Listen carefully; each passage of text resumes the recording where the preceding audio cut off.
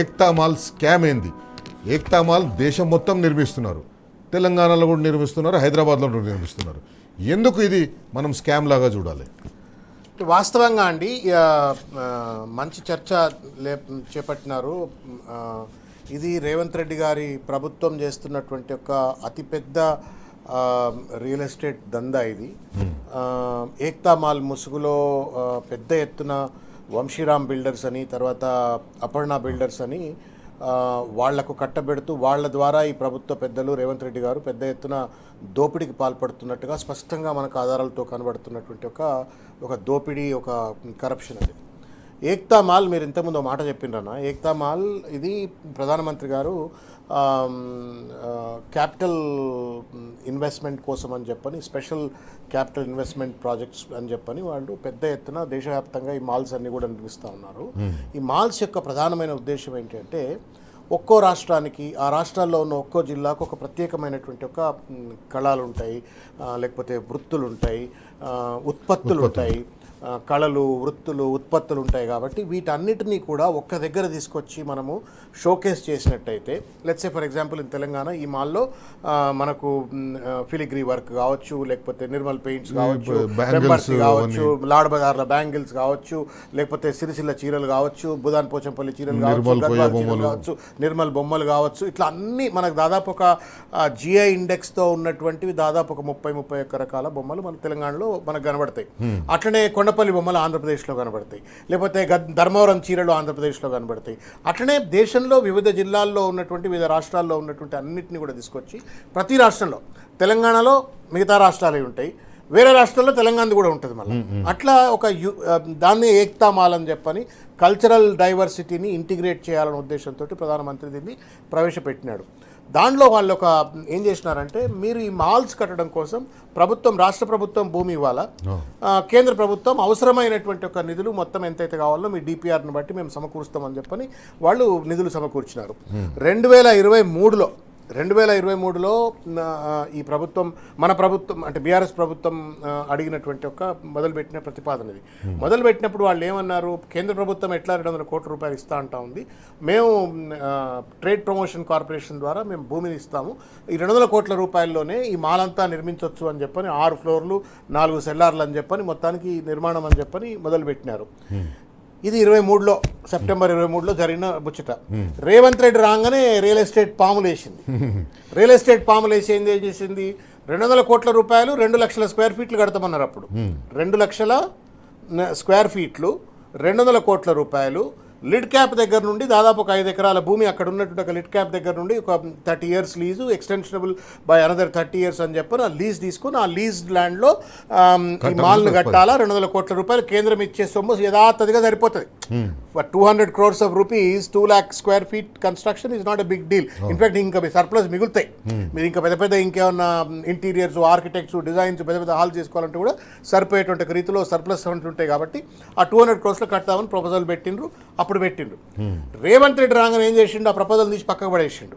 అదే టైంలో డిపిఆర్లు అయినాయి, అన్ని పక్కన పడేసి ఏం చేసిండు అంటే, ఇట్లా కాదు, దీన్ని రియల్ ఎస్టేట్ ప్రాజెక్ట్ కింద కన్వర్ట్ చేయాలని చెప్పని మొత్తానికి మేము 50 ఫ్లోర్లు 60 ఫ్లోర్లు కట్టేస్తామని చెప్పని దాన్ని ఒక డిపిఆర్ మార్చి పడేసి, ఈ 60 ఫ్లోర్లు కట్టడానికి అవసరమయ్యేటువంటి నిధులు సమకూర్చుకోవడం కోసం అని చెప్పని వంశీరామ్ బిల్డరు, తర్వాత అపర్ణ బిల్డర్ అని చెప్పని వాళ్ళ కట్టబెట్టేసి, ఈ భూమి ప్రభుత్వమే ఇస్తుంది కాబట్టి మీరు డెవలప్మెంట్ అగ్రిమెంటో లేకపోతే ఇంకో దాని కిందనో మాకు మీరు 27 లక్షల స్క్వేర్ ఫీట్ కడుతున్నామనే మనకు బయట వచ్చింది.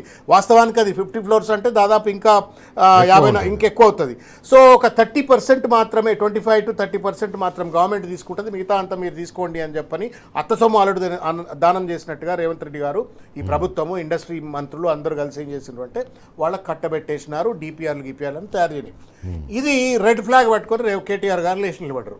అరే నాయన, మీరు దేశంలో ఉన్నటువంటి కల్చరల్ హెరిటేజ్ను, లేకపోతే ఆక్యుపేషనల్ హెరిటేజ్ను, కళలను, సంప్రదాయ వృత్తులను వీటన్నిటినీ ప్రొజెక్ట్ చేసేందుకు ఏక్తా మాల్ కట్టమంటే మీరేమరా నాయన రియల్ ఎస్టేట్ దందా చేస్తూ ఉన్నారు, అది కూడా ప్రభుత్వానికి నష్టం వచ్చేటువంటి రీతిలో బిల్టప్ ఏరియా షేరింగ్ ఏంది అని చెప్పని వారు నిర్మలా సీతారామన్ గారికి రాసి పెద్ద ఎత్తున మీరు దీనిపైన సిబిఐ విచారణ జరపాలా, సిఏజీ విచారణ జరపాలా, ఇండిపెండెంట్ ఎంక్వైరీ చేయాలని చెప్పని వారు కోరటమైంది. కోరిన తర్వాత ఇవాళ మళ్ళా మేము ఫిజికల్గా వెళ్ళి చూద్దామని చెప్పని అక్కడ పోయినామండి. పోతే అన్న, అది గోల్డ్ మైన్. మల్కం చెరువుకి ఎదురుగానే ఆ భూమి పెద్ద గోల్డ్ మైన్, చుట్టంతా హై రైజింగ్ టవర్లు అవన్నీ కనబడుతున్నాయి. ఈ మధ్యలో ఈ భూమి దాన్ని తీసుకెళ్ళి మొత్తం ఇవాళ వంశీరామ్ బిల్డర్స్కు తర్వాత అపర్ణ బిల్డర్స్కు కట్టబెట్టి రేవంత్ రెడ్డి ఒక పెద్ద ఎత్తున మ్యానిపులేషన్ పాల్పడతా ఉండు. 200 కోట్ల రూపాయలు వచ్చినాయి. ఆ 200 కోట్ల రూపాయలు చేతులు మారినాయి అని చెప్పని వార్తల్లో వింటా ఉన్నాం మనం. అది ప్రభుత్వ పెద్దలు దొబ్బేసినారు ఆ పైసలు అని చెప్పని. ఏ 200 కోట్లు ప్రభుత్వం ఏదైతే ఇంట్రెస్ట్ ఫ్రీ లోన్ ఇచ్చిందో దాన్ని దొబ్బేసినారు. తర్వాత ప్రైవేట్ వాళ్లతో డెవలప్మెంట్ అగ్రిమెంట్ చేసుకొని దాంట్లో కమిషన్లు దొబ్బుతా ఉన్నారు. మొత్తం ఇది ఒక పెద్ద రియల్ ఎస్టేట్ దందాగా మారినటువంటి ఒక తరుణంలో మనం కూడా ఇవాళ వెళ్ళి ఫిజికల్గా వెళ్ళి చూసిన తర్వాత బీఆర్ఎస్ పార్టీ షబీపూర్ రాజు గారు ఇంకా చాలామంది అందరం నాయకులు అందరూ కలిసి వెళ్ళిపోయిన తర్వాత we made a thorough research, మొత్తం డాక్యుమెంట్లు మాకే పరేషాన్ అయింది. 3 డిపిఆర్లు, ఇది ఒక 240 పేజీల డిపిఆర్, ఇంకొక 60 పేజీల డిపిఆర్, ఇదో 60 పేజ్ డిపిఆర్, ఇంకొక 124 పేజీల డిపిఆర్లు. ఒక ప్రాజెక్టుకు 3 డిపిఆర్లు తయారు చేసి పెట్టిన చరిత్ర ఇది. విష్ణువర్ధన్ రెడ్డి ఆఫీసర్, అక్కడ ఐఎఫ్ఎస్ ఆఫీసరు, జయేష్ రంజను, దొంగలు కలిసి దేశాలు పంచుకున్నట్టుగా అధికారులు రేవంత్ రెడ్డి ఈ మొత్తం అంతా కూడా కూడబలుక్కొని వాళ్ళ పెద్ద ఎత్తున ఇవాళ ప్రజల సొమ్మును, ప్రజల భవిష్యత్ తరాలకు సంబంధించిన సొమ్మును దోచుక తింటూ అక్కడ ఎవరిది ఉండాలా ఆ మాల్లా? ఇవాళన్నా 50 ఫ్లోర్లు కడుతున్నారు. ఆ మాల్లో ఎవరు ఉండాలన్నా సిరిసిల్లకు చెందిన పద్మశాలి కార్మికులు ఉండాలా, భూదాన్ పోచంపల్లికి చెందిన చేనేత కార్మికులు ఉండాలా, గద్వాలకు చెందిన చేనేత కార్మికులు ఉండాలా, కరీంనగర్ చెందిన ఫిలిగ్రీ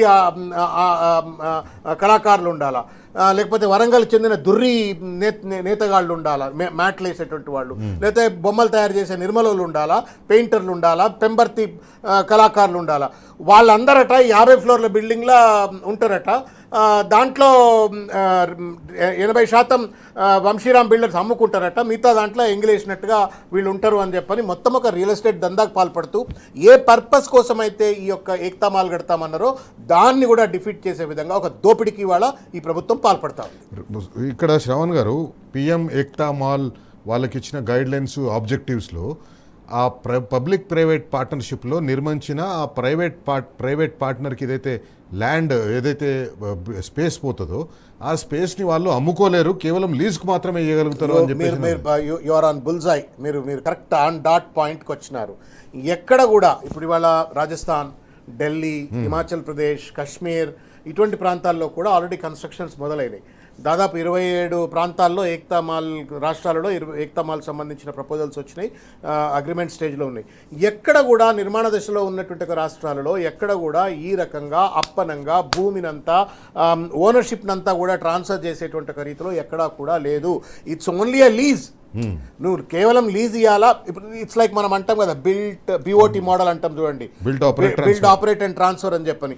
అట్లా 30 ఏళ్ళు నడిపియాలా, 30 ఏళ్ళ తర్వాత మళ్ళీ నువ్వు ఎసెట్ ట్రాన్స్ఫర్ చేయాలా అని చెప్పని. ఇక్కడేం చేస్తా ఉండు రేవంత్ రెడ్డి, ఇప్పుడు జిస్కా హాత్ మే లాఠీ హై ఉస్కా భైస్ అన్నట్టుగా అడిగేటోడు ఎవడు లేడు కదా అని చెప్పని మొత్తం ఇవాళ వంశీరామ్ బిల్డర్స్కు అపర్ణ వాడికి ట్రాన్స్ఫర్ చేసి వాళ్ళ ద్వారా మరి ఎన్ని స్క్వేర్ నరేంద్ర మోడీ అన్నాడు కదా ఆర్ఆర్ ట్యాక్స్ వసూలు చేస్తున్నాను ఇంతకుముందు, per square feet RR tax వసూలు చేస్తున్నంటే ఇప్పుడు పర్ స్క్వేర్ ఫీట్లే దోపిడీ చేస్తున్నాడేమో తెలియదు. మొత్తానికి 50 ఫ్లోర్ల పేరు మీద ఎన్ని ఫ్లోర్లు రేవంత్ రెడ్డి కంపెనీ రాయించుకుంటుందో, ఎన్ని వేల కోట్ల రూపాయలు దండుకుందాం అనుకుంటున్నారో దీనిపైన పెద్ద ఎత్తున విచారణ జరగవలసిన అవసరం ఉంది. బాధ కలిగించే అంశం ఏంటంటే బీజేపీ నాయకత్వం ఎంత చేవదచ్చింది ఇక్కడ అంటే ఒక విషయం మీకు దృష్టి తీసుకొద్దాం అనుకుంటున్నా. ఇది ప్రధానమంత్రి గారి ఆలోచన నుండి పుట్టినటువంటి ఒక బ్రెయిన్ చైల్డ్. ఇది రాష్ట్రంలో ఉన్నటువంటి ఒక సబ్బండ వర్గాలకు చెందినటువంటి ఒక ట్రెడిషనల్ ఆర్టిజన్స్ అందరినీ అక్కడ పెట్టి వాళ్ళను షోకేజ్ చేసి వాళ్ళకు ఉపాధి కల్పించి వాళ్ళను ప్రొజెక్ట్ చేయాలని నేషనల్ టూరిజం కోసం పాపులర్ చేయాలని చెప్పిన ప్రాజెక్టు. దాంట్లో రేవంత్ రెడ్డి రియల్ ఎస్టేట్ దందా చేస్తుంటే కూడా మా ప్రధానమంత్రి స్కీమ్ను కూడా నువ్వు ఎట్లా కరప్ట్ చేస్తావురా, మా ప్రధానమంత్రి 700 కోట్ల రూపాయలు లోన్ ఇచ్చిండ్రా నాయన, ఇచ్చిన తర్వాత కూడా నువ్వు ఎట్లా అన్యాయానికి అవినీతికి పాల్పడతావు అని చెప్పని కూడా అడగట్లేరండి. ప్రధానమంత్రి ఏక్తా మాల్, పిఎం ఏక్తా మాల్కి సంబంధించి నియమ నిబంధనల్ని ఉల్లంఘించినా కూడా ఆ భూమిని లేదా ఆ బిల్టప్ ఏరియాని పబ్లిక్ ప్రైవేట్ పార్ట్నర్షిప్లో కట్టిన ఆ ప్రైవేట్ పార్ట్నర్కి వచ్చే స్పేస్ని లీజ్కు మాత్రమే ఇవ్వాలి, అమ్ముకోవడానికి లేదని చెప్పేసి ప్రధానమంత్రి ఏక్తా మాల్ నియమ నిబంధనల్లో ఉంది.